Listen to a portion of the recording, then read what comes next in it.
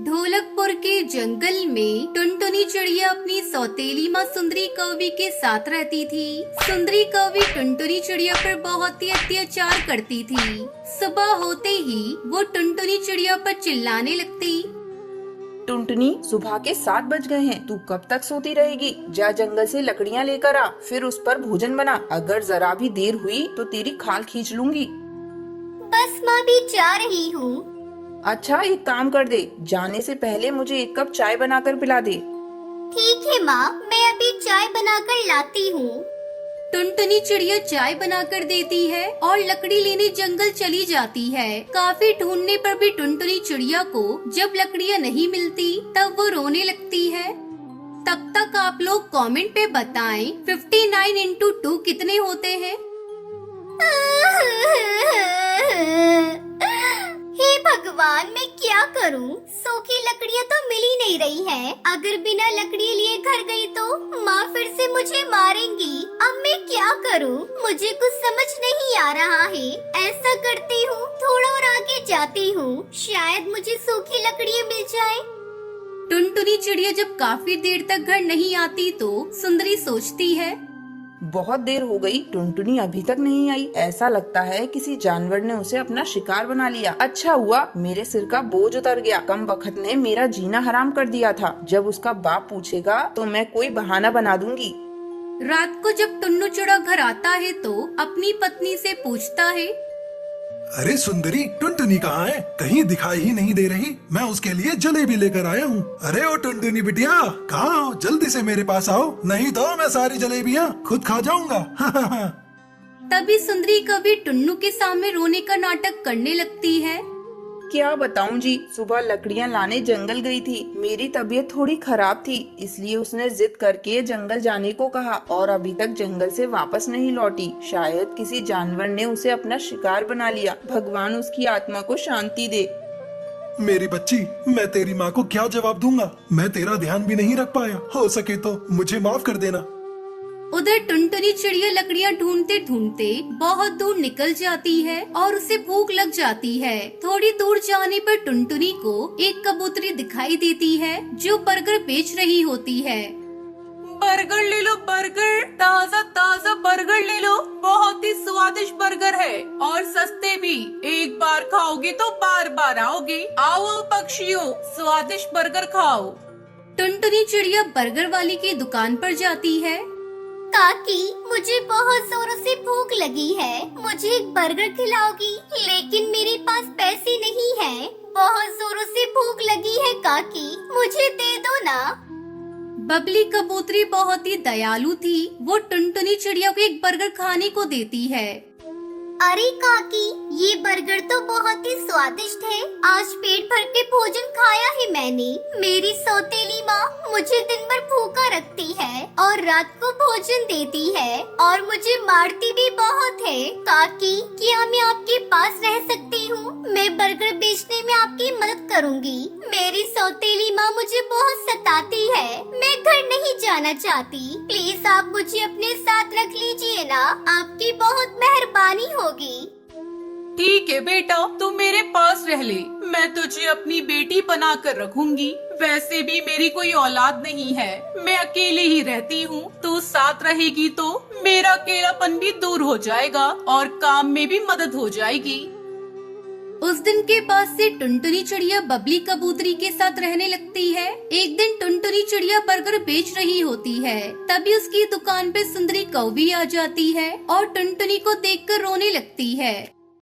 टुनटुनी बेटा, मुझे माफ कर दे। मैंने तेरे साथ बहुत गलत किया। तेरे जाने के बाद तेरे पापा भी तेरी याद में चल बसे और उनके जाने के बाद मैं बिल्कुल अकेली हो गई। मुझे माफ कर दे टुनटुनी और चल अपने घर। नहीं माँ, मैं आपके साथ नहीं जाऊंगी। मैं अपनी काकी के साथ ही रहूंगी। उन्होंने मेरे बुरे वक्त में बहुत साथ दिया। मुझे सगी माँ से भी बढ़कर प्यार दिया।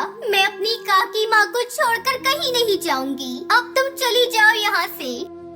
सुंदरी कौवी उदास मन से वहाँ से चली जाती है। इस तरह टुनटुनी चिड़िया बबली कबूतरी के साथ खुशी खुशी रहने लगती है और उसके साथ बर्गर बेचने लगती है। केरला के जंगल में टुनटुनी चिड़िया अपने पति कालू कौवे और अपनी एक बेटी पिंकी के साथ रहती है। कालू को सिर्फ एक ही काम आता है और वो है टुनटुनी चिड़िया की कमाई के पैसों से शराब पीना और टांगे पसार कर सो जाना। टुनटुनी बेचारी दूसरों के घरों में झाड़ू पोछा करके किसी तरह घर का खर्च चलाती और अपनी बेटी को पढ़ाती लिखाती। एक बार की बात थी, मानसून शुरू हो गया था। जंगल में लगातार बारिश हो रही थी। तभी टुनटुनी चिड़िया की बेटी स्कूल से भीगते हुए घर आई। अरे तुम तो पूरी तरह भीग गई। थोड़ी देर कहीं रुक जाती। माँ, मैंने बहुत देर इंतजार किया लेकिन बारिश रुकी ही नहीं। हमें लगा ज्यादा देर हो जाएगी तो आप परेशान हो जाएंगी। ये जंगल की बारिश भी ना हम गरीब पक्षियों के लिए मुसीबत ही लेकर आती है। माँ, तुमने पिछले साल कहा था कि मुझे छतरी ला दोगी। अगर वो ला दो तो मैं नहीं भीगूंगी। हाँ बेटा, मैं अगले महीने ला दूंगी। टुनटुनी चिड़िया ने अपनी बच्ची को कह तो दिया था, लेकिन कालू की शराब और घर के खर्चों से पैसे बचते ही कहाँ थे जो वो उसके लिए छतरी लाती। तभी कालू हाथ में शराब की बोतल लेकर भीगते हुए अपने घर आया। टुनटुनी, अरे ओ टुनटुनी, कहाँ मर गई है तू? मर जाती तो सही रहता, कम से कम तुमसे पीछा तो छूटता। ये तू क्या बकवास कर रही है? तुझे अपनी बेटी की फिक्र नहीं है, लेकिन मुझे तो है। पूरा दिन शराब शराब शराब। कालू के साथ सबसे बड़ी दिक्कत ये थी कि वो अपनी बुराई तो सुन लेता, लेकिन अगर कोई शराब की बुराई कर दे तो उसका पारा चढ़ जाता। उसने गुस्से में टुनटुनी को जोर से मार दिया। मुफ्तखोर चिड़िया, तू क्या समझती है अपने आप को? मैंने कितनी बार कहा कि मेरी शराब को एक शब्द भी बोला तो मुझसे बुरा कोई नहीं होगा।